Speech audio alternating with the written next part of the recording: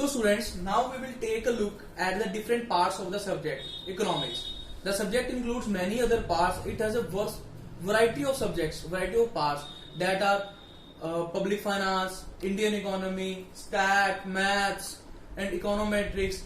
But the main two parts are the microeconomics and the macroeconomics. Now what do we mean by microeconomics? The word micro means small. We know that the word micro means small. So the demand problems or the economic problems at individual level are studied in the microeconomics. For example, the demand for a salt for an individual. If your demand for salt, we consider it in microeconomics.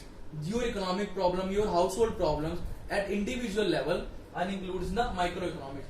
So the definition will be, when the problem of choice is studied at an individual level, it is called microeconomics. Now we will also discuss about the origin of the term micro. The term micro origin from the Greek word micros, which means small. So economic activities of an individual. Okay, the study mainly it includes the part of microeconomics are study of demand, production. Okay, now we will have a look at the macroeconomics.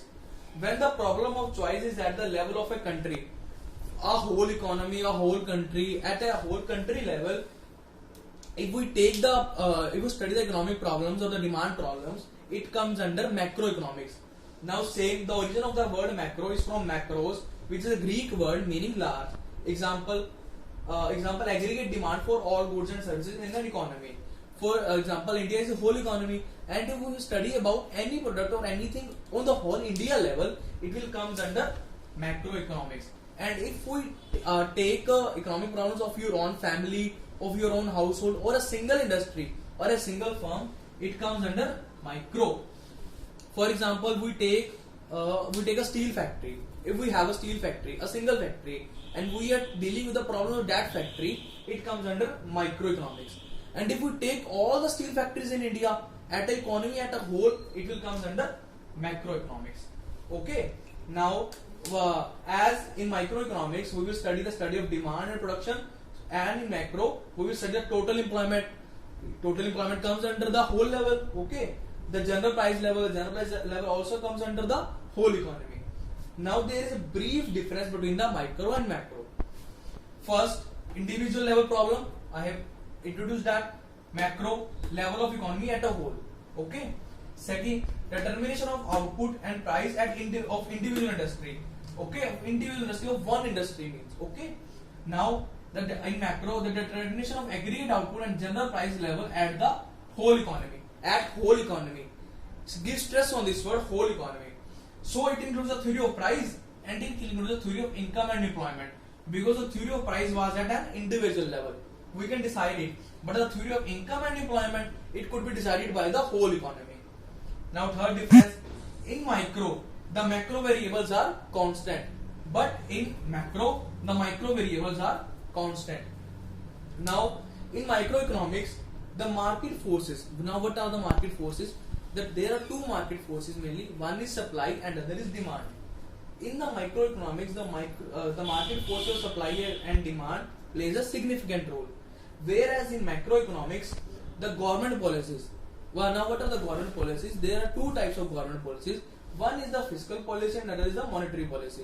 Now I will give you short description of the fiscal and the monetary policy.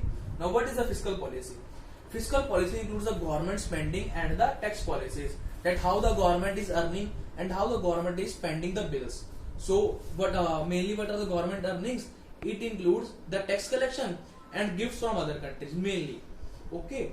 And the government spending, it includes public expenditure, any expenditure on the bureaucrats, any external expenditure, any disaster relief fund. Okay, this for like that in these days the COVID-19 is going on, so the government is spending from the disaster relief fund. And the tax policies, that how the government have to collect the tax, they have to make that most efficient because it is the main source of earning of the government. Now second is the monetary policy. Now what are the monetary policies? The monetary policies are mainly headed by the central bank. Now which is the Central Bank of India? It is the Reserve Bank of India, having headquarters at Mumbai, Maharashtra. Also Mumbai is the financial capital of India, so the head bank should be also there the Reserve Bank of India. Now, what are the monetary policy includes? It mainly includes the CRR, the SLR, the repo rate. CRR means cash reserve ratio. SLR means statutory liquidity ratio. And repo rate means, repo rate is the rate at which the central bank lends money to the commercial bank. For example, a bank is taking loan from the RBI. It will take, at the RBI don't give the money free. It will charge some interest. So the interest is called repo rate. Okay, have a look at the board and note down the important points.